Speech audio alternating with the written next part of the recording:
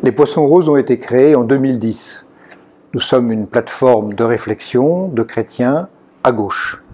Et nous plaçons au cœur de nos réflexions la justice sociale et la personne reliée.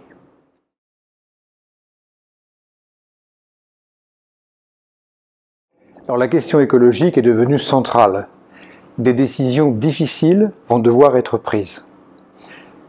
Nous défendons la thèse selon laquelle seule une démocratie, capable de faire respecter les libertés individuelles et d'emporter l'ensemble de la population, aura les meilleures chances pour relever ce défi. Le basculement vers un mode de vie et de développement radicalement différent implique d'entraîner l'ensemble de la population et de mobiliser tous les acteurs et toutes les parties prenantes.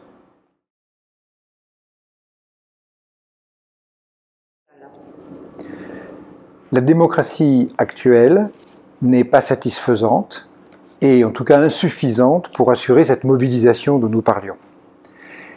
C'est en revenant, en renouvelant notre démocratie, en apportant à chaque personne une garantie de sécurité, et notamment aux plus fragiles, ce peuple invisible qui a fait l'objet d'ailleurs de notre précédent rapport, que nous aurons le maximum de chances pour faire face à cette crise.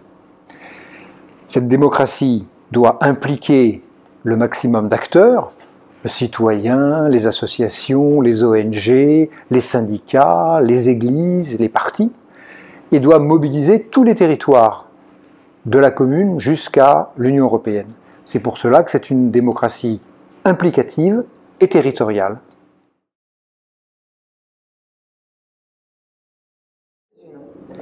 Alors avant de tout, cet approfondissement démocratique doit prendre en compte deux enjeux majeurs, l'enjeu social et éducatif, avec en arrière-plan un soubassement spirituel, sujet toujours délicat à évoquer dans notre République laïque, mais incontournable et essentiel.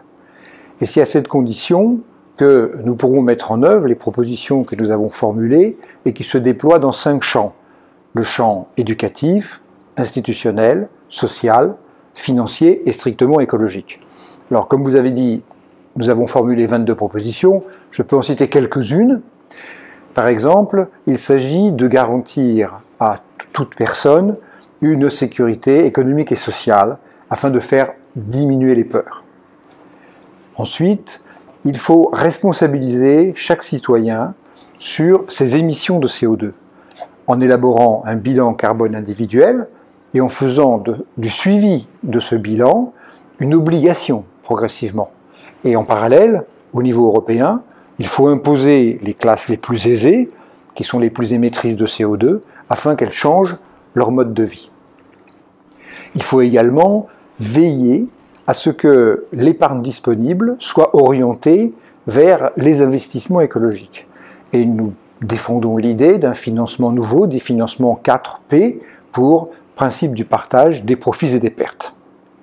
Sur le plan institutionnel, nous avons naturellement plusieurs propositions, mais notamment celle de créer une chambre des conflits du futur, parce qu'il y aura des conflits et il est important qu'ils soient débattus démocratiquement. Et puis, nous sommes favorables à ce que l'on revoie l'éducation civique, morale et écologique, et également l'enseignement de l'économie.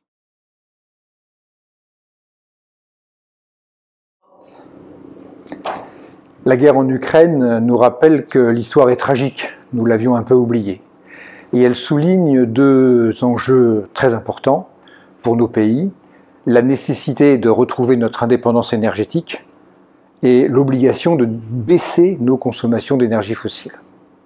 Et la tragédie à venir, et qui concernera toute l'humanité, sera encore bien plus grave, comme nous le rappelle récemment le GIEC dans son 7e rapport. Aussi, c'est tout naturel que nous profitions de la campagne pour les élections présidentielles, même si l'attention est attirée par l'actualité, pour poser ce diagnostic, le partager et puis présenter des pistes d'espérance.